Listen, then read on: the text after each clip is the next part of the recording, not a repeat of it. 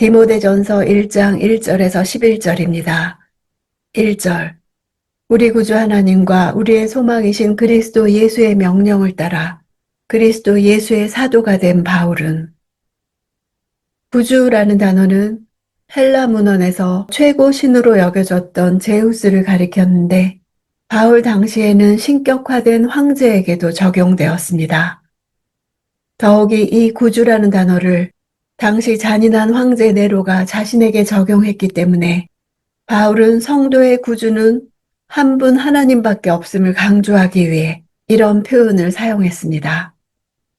서신의 처음부터 자신의 사도권을 주장하는 것은 디모데가 섬기고 있었던 에베소 교회가 자신의 복음 전파로 세워진 교회인데도 자신의 사도권을 부인하는 거짓 교사들이 있었기 때문입니다.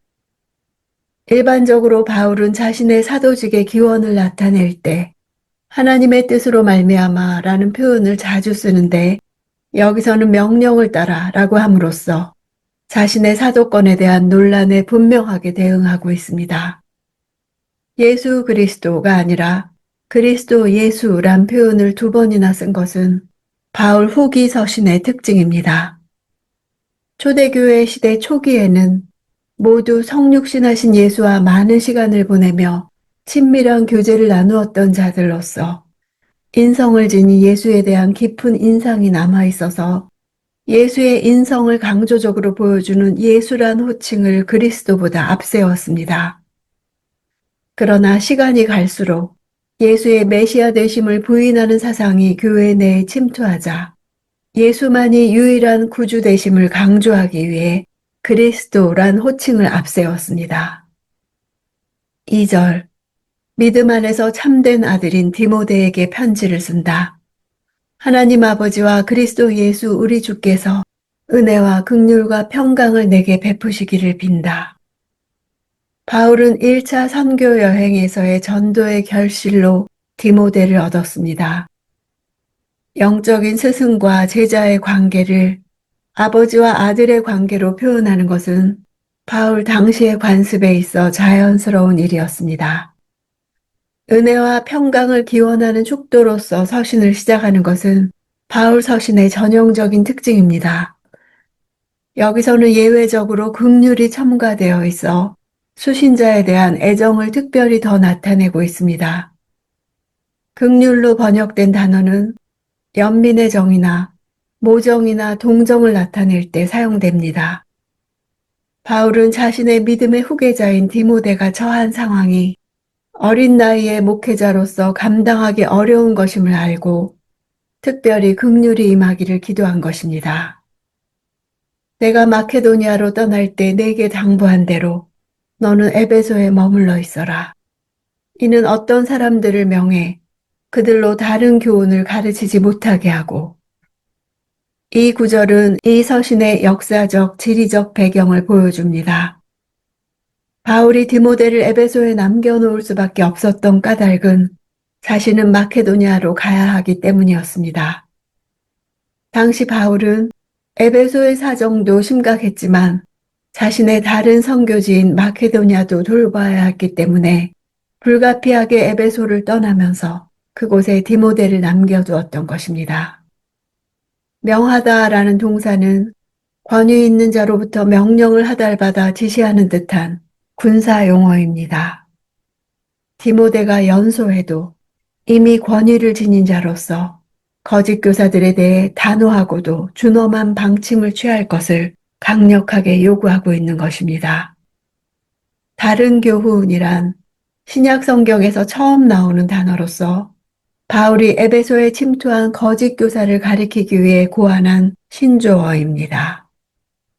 이 단어를 사용했다는 것은 이미 바울 당시에 신앙의 표준, 즉 정통 그리스도교의 교리 기준이 확립되어 있었음을 짐작케 합니다. 4절. 신하와 끝없는 족보의 마음을 빼앗기지 못하게 하기 위한 것이다. 이런 것들은 믿음 안에서 하나님의 경륜을 이루기보다는 오히려 쓸데없는 논쟁만을 불러일으킬 뿐이다. 신화라는 표현은 구약과 유대적 전통을 헬라적 관점에서 신화적으로 해석한 것을 말합니다. 바울은 이것을 진리에서 떠난 유대인의 허탄한 이야기라고 합니다. 신화는 족보와 함께 다루어져서 족보에 대한 전설적인 이야기들을 만들어냈습니다. 당시 어떤 유대인들은 구약에 기초한 신화적 역사를 조작해서 과장되고 날조된 이야기들이 가득했습니다. 에베소의 거짓 교사들이 이렇게 족보의 조작에 끝없는 열정을 나타냈던 것입니다. 바울이 그들을 경계한 이유는 논쟁은 하나님의 경륜을 이루지 못하기 때문입니다. 신화와 족보의 마음을 빼앗길 때 하나님의 작정이나 섭리에 따라 살아가기보다는 무익한 논쟁만을 일삼는 경우가 많았습니다. 5절.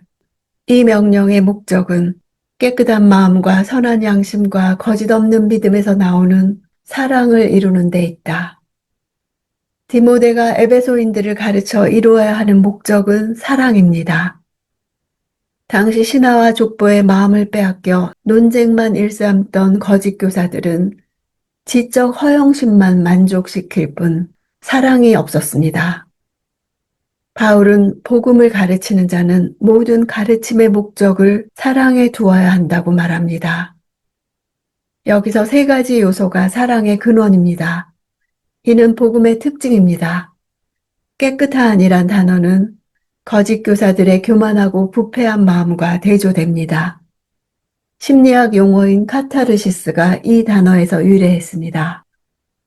양심이란 도덕적인 자아를 말하는데 선한 양심 역시 거짓 교사들의 화인 맞은 양심과 대조됩니다. 거짓 없는 믿음은 거짓되고 가장된 믿음을 가진 거짓 교사들의 신앙과 대조됩니다. 거짓 교사들은 이론적인 공론만 일삼을 뿐 정작 교회의 목표인 사랑에 대해서는 무관심했습니다. 오늘날에도 목표를 상실한 교회가 많습니다. 교회의 목표는 사랑입니다. 교회를 볼 때 하나님의 사랑을 볼 수 있어야 합니다. 8절. 그러나 우리가 아는 것은 어떤 사람이 율법을 바르게 사용한다면 그 율법은 선하다는 것이다. 율법은 그 제정된 목적, 즉 죄를 깨닫고 구원의 필요성을 절감하게 하고 하나님의 선하신 뜻을 보여주는 목적에 맞게 사용될 때 선한 기능을 합니다. 당시 거짓 교사들이 지식을 자랑하는 수단으로 율법을 사용했던 것을 비판하는 말입니다. 9절. 율법은 의로운 사람을 위해 세워진 것이 아니라 법을 어기는 사람과 불순종하는 사람과 경건하지 않은 사람과 죄인과 거룩하지 않은 사람과 세속적인 사람과 아버지를 죽인 사람과 어머니를 죽인 사람과 살인하는 사람과. 바울은 율법의 목적과 반대되는 15가지의 불의한 목록에 대해 소개합니다. 실제적으로 율법이 어떤 자들을 위해 존재하는가를 말합니다. 두 가지로 나누어서 하나님과 관계된 죄와 사람과 관계된 죄로 나누어 언급합니다. 죄의 목록을 말할 수 있는 것은 죄를 죄로 정죄하는 율법의 기능 때문입니다. 아버지 어머니를 죽이는 살인까지 언급한 것은 거짓 교사들의 잘못된 교훈이 가져올 수 있는 파괴적인 결과에 대해 말하는 것입니다. 바울은 스스로 사역을 마감하는 시점에서 자신이 행한 많은 사역을 돌아보면서 디모데에게 여러 가지를 당부합니다. 핍박과 이단의 시대를 살아가는 하나님의 사역자에게 바울은 낙담되는 상황에서도 소망을 전했습니다. 바울과 디모데의 관계에서 나온 이 서신은 오늘을 살아가는 우리에게도 힘을 줍니다. 교회의 많은 일들이 사람과의 관계에서 일어납니다. 바울의 축적된 경험들이 디모데에게 유산으로 전해졌습니다. 교회 안에 나에게 권위 있는 사람이 있습니까? 나의 약함을 격려하고 바로 서도록 나의 부족한 부분을 멘토링해 주는 사람이 있습니까? 또한 나도 디모데와 같이 바로 설 수 있도록 격려하는 사람이 있습니까? 그런 관계를 위해 기도합시다.